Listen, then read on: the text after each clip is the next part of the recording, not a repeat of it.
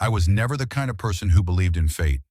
I believed in logic, in schedules, in things making sense. I had my life mapped out, my career, my relationship, even where I'd be 5 years down the line. Everything had its place. Everything had order. Until the day he walked into the coffee shop. That's when things started to slip. Slowly at first, just little shifts I tried to ignore. But eventually the shift became a slide. And I couldn't stop it. I tried. But it was too late. It was a Friday morning in late October. I remember that because the air was already turning crisp, and the leaves had started falling fast, leaving little golden red trails down the sidewalk. I was sitting in my usual corner booth at Lenny's Cafe, a cozy little place near the nonprofit where I worked. I'd been going there for years. It was kind of my quiet place before the storm of emails and meetings. I had my chai latte in front of me, my tablet open, probably reading the same headlines I'd read the night before, pretending I didn't already know what was coming. And then the door opened. He stepped in like he owned the place, but not in a cocky way. He just had that presence, the kind that turns your head before you even know what you're looking at. Tall, broad shoulders, messy dark hair, black coat slung over his arm. He looked like someone straight out of a city, someone who didn't quite belong in a town like ours. He walked up to the counter, and when the barista asked for his name, he smiled and said, "Ethan," just like that. Ethan. I didn't think much of it at first. Just another guy passing through, maybe working remotely, maybe visiting family. But then he showed up again, and again, same time every morning. Eventually, we started nodding at each other. One of those polite, "Hey, you exist too" kind of things. But one morning it changed. I forgot my umbrella, and of course, it was pouring. I stood at the entrance, contemplating whether I should make a run for it or just call a cab. "Hey," a voice said behind me. I turned around, and there he was. Ethan, holding out an umbrella. "You looked like you needed one," I smiled. "I guess I never learn." "You seem like the type who likes to gamble with the weather," he said. That made me laugh, and it began like that. Not with grand gestures, not with passion or sparks, just an umbrella, a smile, and something in his eyes that made me feel like he saw right through me. We started talking, first in passing, then over coffee.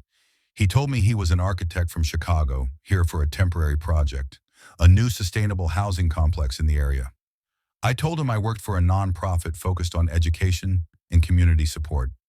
We talked about books, favorite places to travel, the best kind of soup in the fall. Nothing dramatic, nothing fast, but everything felt easy, too easy, and that scared me because I wasn't single, I was in a relationship. His name was Kyle. We'd been together for 2 years, we lived together, we shared a cat, we went grocery shopping every Sunday. On paper, Kyle was everything I was supposed to want, stable, grounded, responsible. But in reality, I felt like I was always holding my breath, always waiting for something to change, waiting to feel alive in a way I hadn't in a long time. With Ethan, I breathed without realizing it. One afternoon, we ran into each other at a little bookstore downtown. He was holding a copy of a novel I'd read 3 times. "You've got good taste," I said. He looked up and smiled. "I try." We ended up grabbing lunch together, and then the next day, dinner. Still, it was innocent, until it wasn't. It was a Thursday evening.